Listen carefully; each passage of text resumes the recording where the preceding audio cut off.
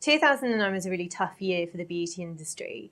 Now in 2010, we've seen things pick up a bit more, but it's clear that there are some categories which have weathered the recession better than others. So we've seen basic categories like oral care, hair care, necessity products, in essence, survive the recession and maintain their growth far better than discretionary categories like fragrances and colour cosmetics. Going forward now until 2014, it's categories such as skincare, men's grooming and deodorants which are going to be maintaining a far better growth rate than the industry as a whole.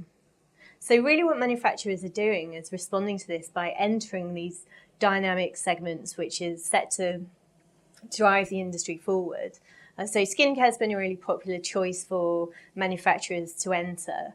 Alberto Culver in 2009 took over the Simple skincare brand.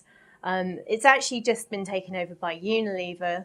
So this in turn has helped strengthen Unilever's presence in the skincare markets. Deodorants has been another really popular choice for cross-category shifts within the beauty industry. Many of the big name beauty companies have targeted the deodorant segment. Beiersdorf has recently launched a range called Pure and Natural, which is a range of aluminium-free deodorants.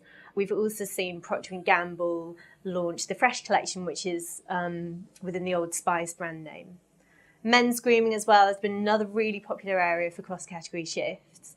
So, for example, we've seen at the beginning of 2010, end of 2009, beginning of 2010, Unilever pushed the Dove brand name into the men's grooming segment by launching Dove Men & Care, which has been really successful so far. There are still plenty of opportunities for the beauty industry globally, but it's becoming clear that actually the areas of the world that have traditionally been propelling growth in the beauty industry are beginning to stagnate and mature and have been far worse hit by the recession. So North America and Western Europe, we're seeing growth begin to really slow down there. And to an extent, the growth there is going to be replaced by growth from emerging regions such as Latin America and Asia. In particular, the BRICS are showing really strong signs, and actually these four markets, Brazil, Russia, India, China, are going to be responsible for almost half of the $43 billion worth of absolute growth that we're set to see until 2014. So manufacturers, as a result of these shifts in regional importance, are starting to tap into and target these up-and-coming markets. So the BRICS are really, really interesting for many manufacturers at the moment. We have seen recently Sephora break into the Brazilian market through the acquisition of Saks, which is an online retailer specialising primarily in premium-priced beauty and personal care. India is another really popular target, and we've recently seen Mary Kay, the direct seller, tap into the Indian markets. And it's really focusing on growing its rural direct selling business there. Now, rural consumers still make up a really large proportion of the consumers in India. So it's being able to target these new markets in a way that makes sense and is tailored to the way that each of these individual markets works. So looking further towards the really long term, there are other markets which are going to be really interesting for the beauty industry beyond the BRICS. These are the frontier markets such as Thailand, Mexico, Indonesia, South Korea. And what all of these markets have in common are rising disposable incomes, merging middle classes.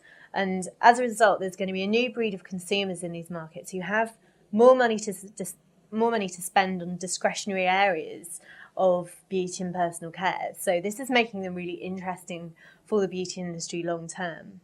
So some examples of manufacturers which are beginning to look beyond the BRICS even and target this new breed of emerging markets would be L'Oreal, which has recently announced that it wants to double the number of consumers that it has worldwide in the next 10 years.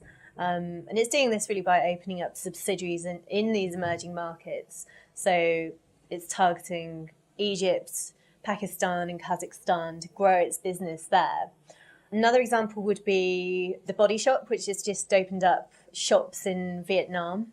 And the Japanese beauty company Mandem Now, the Japanese market's really beginning to show signs of maturity and stagnation at the moment. So it's focusing on developing its business outside of its home market and the rest of Asia, and it's tapping into the Indonesian market.